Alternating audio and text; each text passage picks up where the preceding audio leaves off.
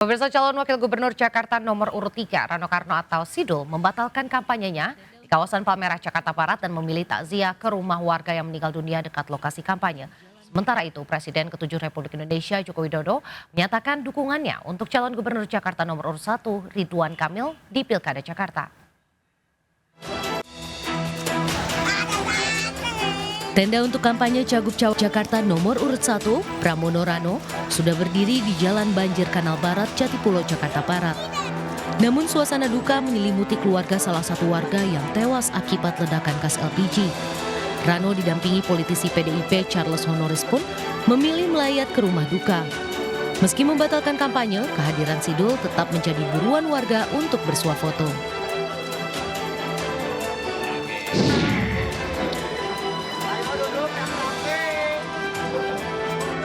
Sementara itu, Presiden ke-7 Republik Indonesia Jokowi bertemu dengan calon gubernur Jakarta nomor urut 1 Ridwan Kamil di kawasan Cempaka Putih, Jakarta Pusat.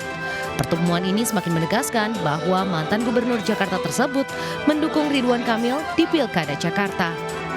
Jokowi menjelaskan alasan mengapa dirinya mendukung RK di Pilkada. Kenapa saya Ridwan Kamil? Karena rekam jejak.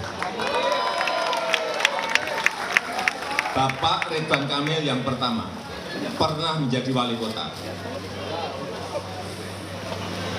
Dalam sepuh manajemen kecil, mengelola kota itu juga tidak mudah.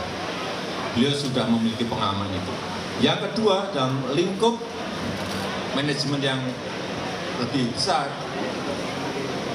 provinsi, beliau juga punya pengalaman sebagai gubernur.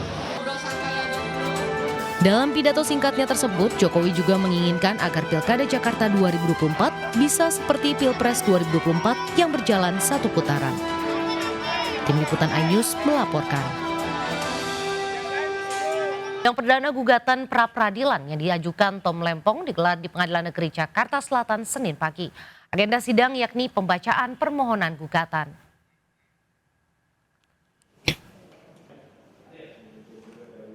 Sidang gugatan pra-peradilan ini diajukan Tom Lempong melalui kuasa hukumnya untuk memastikan keabsahan penetapannya sebagai tersangka oleh Kejagung di kasus dugaan korupsi Korpula yang dilayangkan pada 5 November lalu.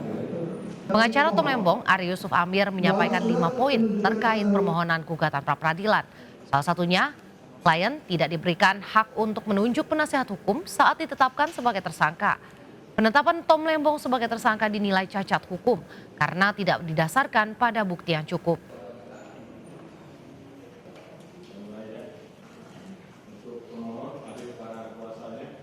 Pemirsa, Mahkamah Agung menyatakan tak ada pelanggaran kode etik hakim oleh Majelis Hakim Kasasi yang memeriksa dan mengadili kasus Ronald Tanur. Jubir Mahkamah Agung Yanto menyebut Ketua Majelis Kasasi Ronald Tanur tidak melanggar etik meski bertemu Zarof Richard. Ditemukan fakta hanya Hakim Agung S yang pernah bertemu dengan JR.